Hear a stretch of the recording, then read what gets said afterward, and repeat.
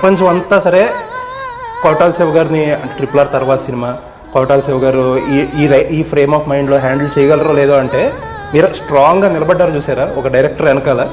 లేదు మనం ఆ సినిమా రాకముందే అనుకున్నాం బట్ తీయాలి అని చెప్పి నిలబడ్డారు చూసారా, ఆ నిలబడ్డం అనేది బాగా నచ్చింది. నిలబడతానికి first the credit should be given to the hero.